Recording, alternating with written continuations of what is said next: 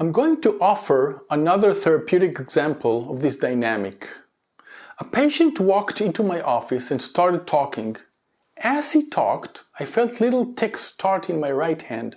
Tick, tick, tick. This began in the middle of a therapeutic session.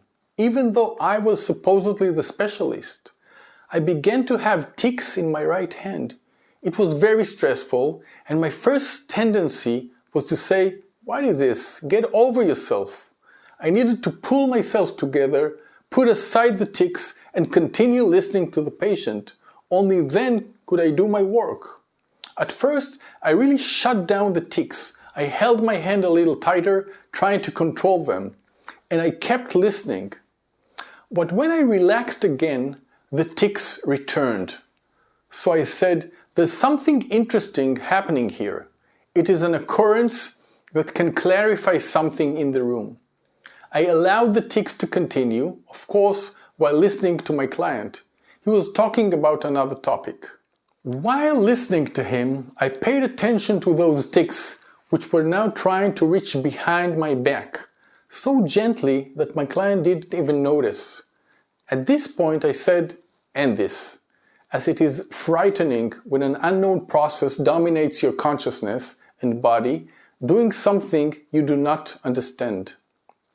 So I thought, surely it wants to take my hand behind my back, which must represent shame or something that wants to hide.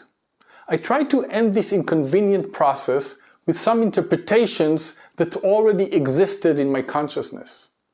But I understood I was not being loyal to the flow of awe, to the unknown. Hence, despite the risk of not knowing what was happening, I let the tics continue. That was until they became a feeling that someone stronger and older than me was bending my head and pulling me down.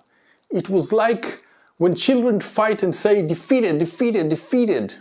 That was a scene. That was the exact feeling. In the moment I understood this was what the process was aiming at, and this specific association, the feeling ceased and the tics ended. It was as if the body had served the evolution of awe and led me to the place of understanding. The moment the understanding reached its peak, its final destination, the body released. The image was inside me. I looked for a way during the session to share this specific understanding with the patient. I waited for the moment he mentioned something related, and I said, "You know, an image arises in me of a child or a young man, and another young man stronger than him throws him to the ground." The patient, a man in his 60s, looked at me and said, "You know, when I was a student in junior high school and we were riding the school bus every day, day after day, for 3 years, there was a young man who grabbed me on the bus and threw me to the ground. And not only that, I challenged him. I mean, I knew what was going to happen and I challenged him anyway." It was a specific pattern of the patient that suddenly emerged during the session, and it clarified a couple of other things for us.